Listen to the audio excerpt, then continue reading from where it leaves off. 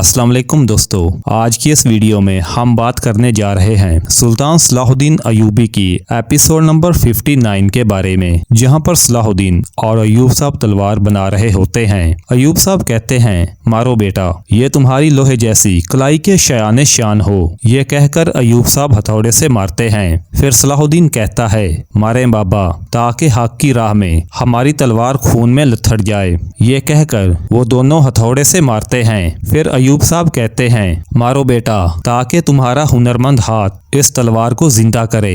ये कहकर वो फिर हथौड़े से मारते हैं। फिर सलाहुद्दीन कहता है, मारे बाबा, ताकि मेरी तलवार की आवाज पूरी दुनिया में गूंजे। और इससे अगले मंजर में हम जंगल में गरीगोर को देखते हैं, जो कि अपने सिपाहियों से कह रहा होता है, क्योंकि तुम सरगद गाजियों के भेस में हो, कोई भी तुम्हें उस वक्त तक नहीं रोक सकता जब तक कि तुम कबीले में ना पहुंच जाओ। कबीले में दाखिल होकर तुम सलाहुद्दीन को मार डालोगे। अब जाओ अपनी गाड़ियों की तरफ, शाबाश।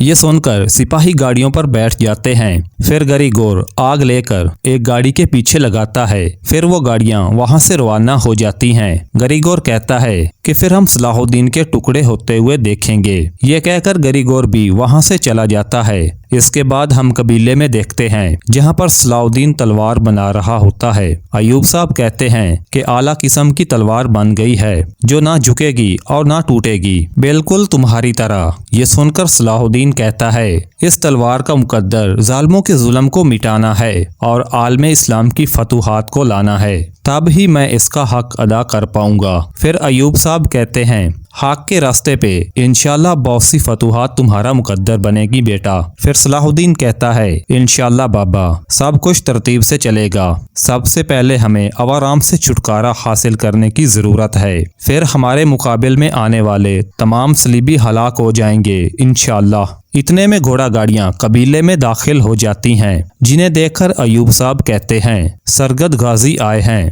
धमाका खेज मवाद तुमने मंगवाया। ये सुनकर सलाहुद्दीन कहता है कि मैंने कोई धमाका खेज मवाद नहीं मंगवाया। यह कहकर वो गाड़ियों की तरफ बढ़ते हैं। कबीले में सब लोग इकट्ठे हो जाते हैं। सलाहुद्दीन गाड़ी के पास जाकर कहता है कि ये सरगद गाजी नहीं है। ये सुनकर सलीबी सिपाही कहता है कि तुम सबको मारने के लिए आए हैं हम। सबसे पहले तुम मरोगे सलाहुद्दीन। फिर अपनी तलवार को निकालकर सलाहुद्दीन पर हमला करता है। सलाहुद्दीन उसे एक ही वार में मार देता है। इसके बाद हम पहाड़ी की चोटी पर गरीगोर और अवाराम को देखते हैं, जो कि सलाहुद्दीन के कबीले को देख रहे होते हैं। यूनार्ड कहता है, तीर अंदाजो तैयार हो जाओ। फिर तीर अंदाज अपने तीरों के साथ आग लगाते हैं। फिर गरीगोर के इशारे पर तीरों को कबीले की जानिब फेंकते हैं। इसके बाद हम कबीले में देखते हैं। तीरों को आता हुआ देखकर सलाहुद्दीन कहता है कि भागो। ये सुनकर सब लोग भागते हैं। आग वाले तीर गाड़ियों के ऊपर आकर लगते हैं, क्योंकि गाड़ियों में बारूद होता है, जिससे कबीले में धमाका होता है और हर तरफ आग ही आग होती है।